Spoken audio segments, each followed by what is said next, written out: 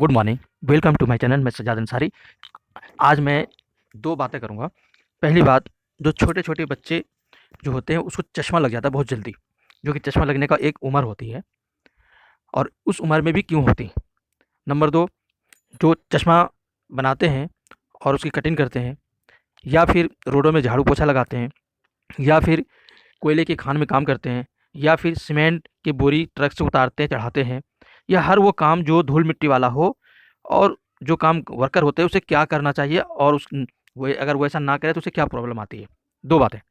तो दोनों बातों को सुनने के लिए पूरी वीडियो लास्ट तक सुनिए और उससे पहले अगर आप चैनल में पहली बार आए हैं तो सब्सक्राइब कर लीजिए और जिसने सब्सक्राइब किया है तो वीडियो लाइक की करके शेयर ज़रूर कर दीजिए। थैंक यू, शुक्रिया, आपने मेरी बात सुनी। देखिए, सबसे पहली बात जो बोला था, छोटे बच्चों को चश्मा जल्दी क्यों लगता है? आजकल का जो अ, ये वजह है वो कुछ एक-एक करके वजह बताता हूँ कि छोटे बच्चों को चश्मा क्यों लगता है या फिर बहुत ज़्यादा उम्र होने के बाद भी उसको क्यों लग जाता है चश्मा। पहले ज़माने में चश्मे वगैरह नहीं होते थे, तो कैसे जीते थे लोग? कि पहले ज़माने में लोगों का जो खान-पान होता था, वो बहुत पौष्टिक, अच्छी क्वालिटी के होते थे और उस टाइम इतने प्रदूषण वगैरह नहीं थे। उस टाइम ये मोबाइल वगैरह भी नहीं था जिससे आँखों पे असर पड़ता। तो इसीलिए पहले ज़माने के लोगों के तरीके हम देखें तो हमें क्या करना चाहिए? हमें मोबाइल चश्मा लगा के यूज़ करना चाहिए या फिर बहुत कम यूज़ करना चाहिए। ओके?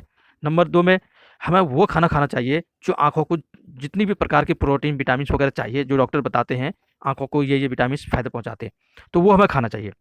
और एक मैं ट्रिक बताता हूँ आँखों को रोशनी तेज़ करने का और कभी यानी हमेशा आपको इसका फ़ायदा नज़र आएगा। सुबह-सुबह जब आप मुँह हाथ धोएँ, मुँह हाथ ब्रश-व्रश करने के बाद अ, प 1 चुल्लू, 2 चुल्लू पानी मुँह में भर लीजिए, उसके बाद आँखों में पानी मारिए। 1 से 3, 4, 5 6 बार मारेंगे, फिर मुँह के पानी को फेंक दीजिए। दोबारा साँस लीजिए, दोबारा पानी भरिए मुँह में, फिर आँखों में पानी मारिए। ऐसे करते-करते 40 बार आपको दोनों आँखों में पानी मारना है। अगर करेंगे तो आँखों की रोशनी बहुत ही अच्छा और साफ-सुथरा रहेगा। और मैं जो बता रहा था खाने-पीने की चीज़ें, आजकल जितनी भी खाने की चीज़ें हैं, सब में केमिकल वगैरह तो है ही है और उसके अंदर पूरा-पूरा प्रोटीन भी नहीं मिलता है। क्यों? क्योंकि अब ज़मीन में वो चीज़ रही भी नहीं है।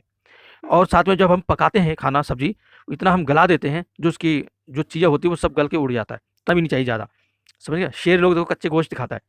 जितनी हरी सब्जियाँ खाने वाले होते हैं, जो कच्चा खाते हैं, उसको ज़्यादा फ़ायदेमंद होता है। ऐसा क्यों होता है? क्योंकि उसमें ज़्यादातर प्रोटीन, विटामिन जो होता है, वो गायब नहीं होता। वही हम एल्युमिनियम के बर्तन में यूज़ क बनाएँ, तो बस उसका तो गया।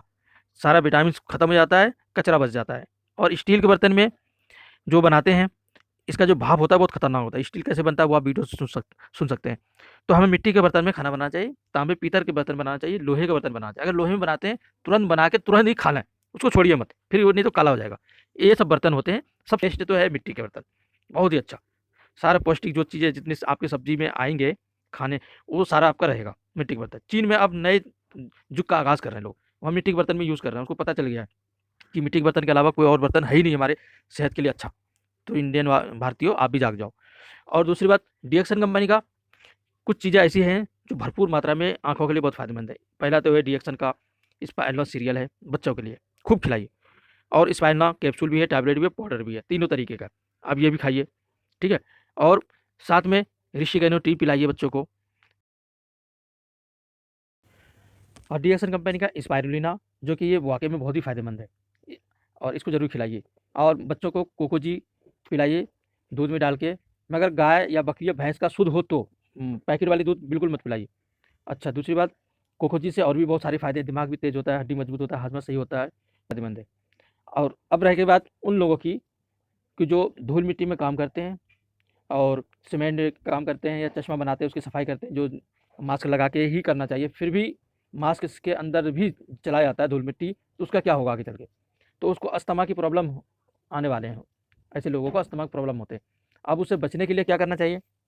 उससे बचने के लिए आपको यही काम करना है कि रोज़ाना रात को सोने के टाइम हो सके तो आप गुड़ खा लिया कीजिए और गुड़ बहुत जल्दी से सफाई करता है। और अगर थोड़ा और पैसा खर्चा करेंगे तो ऋषि गंजो टी का पानी पिया कीजिए आप। गर्मियों में तो यूँ ही बोतल में डाल के पीजिए, उसके अंदर आरजी होता है, गैनोडर्मा। वो हमारी लंग्स से कचरे को सफाई करता है और लंग्स से ही नहीं बल्कि सेल्स के अंदर से भी। सेल्स कितना छोटा होता है ये सोच लो, वहाँ से भी। अगर हो सके तो किसी को अगर ऐसा प्रॉब्लम हो गया है तो आरजीजीएल का कैप्सूल खाइए, ठीक है? गैनोडर्मा आरजीजीएल, ताकि उनका जल्दी सफाई हो। एक पेयर रोज़ाना ज़रूर खाते रहना चाहिए। अच्छा, नंबर उसके बाद जो अ, साथ में इनको ऋषिकेन टी, आरजीजीएल और ये सब चीज़ अगर यूज़ करते हैं तो मुझे उम्मीद है उसका जो कचरा रोज़ का जाता है सांस के ज़रिए या खाने के ज़रिए जो केमिकल जहरीले पदार्थ आते हैं बॉडी में, वो भी धीरे धीरे सफाई होती रहेगी। इसलिए ये खाना चाहिए, छोटे बच्चों को भी देना चाहिए, बड़ों को भी देना चाहिए। और मास्क ज़रूर लगा के रखिए। और किसी का अगर ये समस्याएँ हो गया है साँस की, आजकल तो हवा में इतनी गंदगी है, आप देखते ही हैं, तो इन हवाओं की गंदगी को भी जो उसके हमारे सांस के ज़रिए आ रहा है, वो भी इसको सही करेगा। इसलिए मास्क बिना लगाए मत जाइए। मास्क हमेशा वो वाला पहनिए जो छन कर वापिस मतलब हमारे नाक की हवा बाहर जाए, बाहर की ताज़ी हवा अंदर आए, ऐसा मास्क पहनिए। ऐसा मास्क सिर्फ़ एक ही कंपनी के पास है, वो मरहबा लाइफ़ कंपनी, मेरी कंपनी है। और डबल मतलब डबल है, कपड़े का बना हुआ है, और डबल होने के बावजूद भी साँस हमारा तुरंत बाहर जाता है, बाहर तुरंत बाहर आता है। अगर किसी को मँगवाना हो 1 दर्जन, 100 पीस, 200 पीस, 400 पीस, तो आप मँगा सकते हैं, ट्राई कर सकते हैं। बाकी सारे मास्क आप भूल जाएँगे। जब आप इस मास्क को लगाएँगे, तो आपको पता चलेगा, यार हमें लगता ही नहीं हमने मास्क लगाया है। क्योंकि और जो मास्क होते हैं, जो अंदर वो सफ़ेद सा कुछ डाल देते हैं, या फिर मोटे-मोटे कपड़े के बनाते हैं, जिससे कि हमारा जो साँस अंदर ही रहता है, उसी साँस को हम बार-बार लेते हैं। तो ये बहुत ही खतरनाक होता है सेहत के लिए, क्योंकि हमारे नाक से जो निकलता है ना गंदी हवा, वो बाहर जानी चाहिए। बाहर की ताज़ी हवा अंदर, तब तो फ़ायदेमंद है। नहीं तो जितना आप मास्क पहन कर जो फ़ायदा हासिल करना चाहते हैं, फ़ायदा तो कुछ नहीं, बल्कि उल्टा ही नुकसान होगा। इसलिए मास्क हमेशा वो वाला पहनिए जो हमेशा हमारा साँस बाहर चली जाए और बाहर की हवा ताज़ी अंदर आ जाए। अगर ऐसा मास्क लेना चाहते हैं, तो मेरे पास ऑर्डर कीजिए, मैं भेजूँगा। एक बार आपने अगर मँगवा लिया, पहन लिया, तो पूरी ज़िंदगी आप कहेंगे मैं यही मास्क पहनूँगा, और 12 महीने आप पहनेंगे। जब भी घर से निकलें, मोटरसाइकिल, बाइक या कार से या पैदल, आप मास्क लगा लीजिए। ना आपको प्रॉब्लम आएँगी, क्योंकि प्रॉब्लम जब आती है ना, साँस बार-बार हमारा वो नहीं होता, निकलता, तो निकाल देते हैं। हमारे वाले में तो निकालने की ज़रूरत ही नहीं है, पता ही नहीं चलेगा कि हमने मास्क लगाया है, ऐसा लगेगा। क्योंकि बाहर की ताज़ी हवा अंदर जा रही है, बस ये है मास्क की क्वालिटी। अब रही बात, ये जो छोटे-छोटे बच्चे जो अस्थमा प्रॉब्लम में फँस जाते हैं, इसको क्या करना चाहिए? इनको तो हमेशा धूल-मिट्टी से दूर रखना चाहिए, और साथ-साथ में डिएक्सन का आरजी जेल जितनी ज़्यादा हो, आप इनको खिलाइए अस्थमा की प्रॉब्लम वाले को।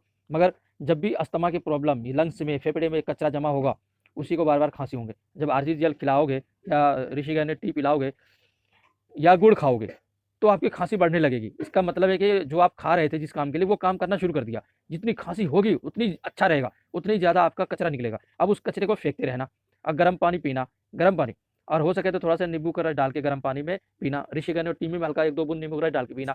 इससे और जल्दी आपकी कचरे की सफाई होगी, मदद मिलती है। और ठंडी चीज़ें बंद कर देना, और बादी चीज़ें भी बंद कर देना। जल्दी हज़म होने वाला चीज़ें खाना, ताकि जल्दी हज़म हो, आपको ताकत मिले, क्योंकि खाँसने में ताकत इस्तेमाल होगा। और जब ताकत वाली चीज़ें नहीं खाएँगे, तो और कमज़ोरी आ जाएँगे, हॉस्पिटल में एडमिट हो जाएँगे। और जब हॉस्पिटल में एडमिट हो जाएँगे, कहेंगे यार ये जो आपने बोला था खाने के लिए, इसी से हो गया। तो मैं भी ये कह रहा हूँ, इसी से होगा। क्यों होगा? क्योंकि आपने सफाई कर रहे हैं ना। एक बंदा हैदराबाद का था, उसको अस्थमा की प्रॉब्लम थी बहुत ज़्यादा, और मैंने ये बोला था कि डॉक्टरी इलाज कराते रहना, डॉक्टर से डॉक्टर से मिलते रहना, डॉक्टर जैसे कहें वैसे आप अपना इलाज कराते रहना, और साथ में थोड़ा-थोड़ा मशरूम पाउडर, आरजीजीएल खिलाना, और धीरे-धीरे डोज़ बढ़ाना। जब इसको खिलाओगे, तो खाँसी बहुत ज़्यादा होगी, साँस फूलने की प्रॉब्लम और ज़्यादा आएँगी, ये पहले बता दिया। और करना क्या है आपको, जब ज़्यादा साँस फूलने की प्रॉब्लम आएँगी, तो आपको घबराना नहीं है, आपको थोड़ा एहतियात रखना है। उस जगह डब्बा रखना है, डब्बा रख के उस जगह खाँसते रहेगा, निकालता रहेगा, गर्म पानी पिलाना, हल्के 1-2 बूँद नींबू का रस डाल के पिलाना, और जल्दी ताकत के लिए स्पाइरुलिना का सीरियल खिलाना उसको। ऐसा क्यों? ताकि उसको एनर्जी, ताकत मिले, ताकि वो कमज़ोरी ना हो, ताकि हॉस्पिटल में जल्दी वो एडमिट ना हो। मगर ये सारी बातें भूल जाते हैं, पेशेंट सारी बातें भूल जाते हैं, एक चीज़ सिर्फ़ याद रखते हैं, इसको खाना है, इससे हमारा सही हो जाएगा। और ये साइड इफ़ेक्ट जो काम करने का जो तरीका है, ये भूल जाते हैं। मैंने एक नहीं कितने लोगों को समझा के दिया आरजीजीएल, सब ने एक ही गलती की। क्या? इसका जो एनिमल रिफ्लेक्शन होता है, ये भूल जाते हैं। यहाँ तक कि मैंने बहुतों को कॉपी भी लिख के फ़ोटोकॉपी करा के दे दिया कि इसको खाने से ऐसा-ऐसा होता है, फिर भी वो भूल जाते हैं। तो ये बात पहले याद करा देना, अगर ये इसको याद रखोगे तभी इसको खाना, वरना मत खाना। ये बाद में मत कहना कि मैंने आपको समझाया नहीं था। एनिमल रिफ्लेक्शन आते हैं, यही इसका इलाज का पहला शुरुआत है। जब एनिमल रिफ्लेक्शन ही ना हो, हमारे लंग्स से, फेफड़े से गंदगी निकले ही ना, तो फिर हम क्यों खाएँ ऐसी चीज़ों को? नहीं तो फिर अंग्रेज़ी खाओ तो वो दबा के रखेगा, लिपापोती करके रखेगा, आपको खाँसी भी कम से कम होने देगा, मगर प्रॉब्लम अंदर वो बढ़ता जाएगा। कुछ दिन के बाद डॉक्टर कह देगा अब ये कुछ ही दिनों का मेहमान है भाई, अब ये बस की नहीं है, अब सेवा करो। क्यों? पूरा लंग्स का छेद उसका धीरे-धीरे खत्म हो गया, अब साँस कहाँ से जाएगा? या तो मशीन के द्वारा सांस अंदर भेजा जाएगा, जो कितने दिन तक रख पाएगा गरीब लोग। इसीलिए मेरा कहना है कि आप कोई भी इलाज करो सोच समझ के करना। थैंक यू, शुक्रिया पूरी वीडियो सुनने के लिए।